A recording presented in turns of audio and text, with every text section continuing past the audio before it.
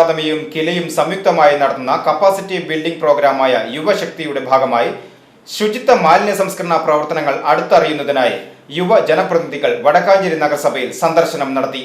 വടക്കാഞ്ചേരി നഗരസഭയിലെ Kumbalangad bio mining പ്രവർത്തനം, ഖരമാലിന്യ സംസ്കരണ പ്ലാന്റ്, ജൈവമാലിന്യം ജൈവവളമാക്കി മാറ്റുന്ന പ്രക്രിയ, ഹരിതകർമ്മസേനയുടെ പ്രവർത്തനങ്ങൾ എന്നിവയും കണ്ടറിഞ്ഞു. പാഴ്ത്തുണികൾ കൊണ്ട് ചവിട്ടി നിർമ്മിക്കുന്ന നഗരസഭയുടെ നവഗാന്ധി കൈമാറ്റക്കട പദ്ധതിയും പൊതു ഇടങ്ങളിൽ ഒരുക്കിയിട്ടുള്ള ഇല കമ്പോസ്റ്റ് പ്രവർത്തനങ്ങളും ചോദിച്ച് മനസ്സിലാക്കി. ബയോ മൈനിംഗ്, ഖരമാലിന്യ സംസ്കരണ പദ്ധതികൾ തദ്ദേശ സ്വയംഭരണ സ്ഥാപനങ്ങൾക്ക് മാതൃകയാണെന്നും അവർ ചൂണ്ടിക്കാട്ടി. നഗരസഭയുടെ വികസന പ്രവർത്തനങ്ങളെ സംബന്ധിച്ച് നഗരസഭാ ചെയർമാൻ പി.എൻ. സുരേന്ദ്രൻ സംസാരിച്ചു.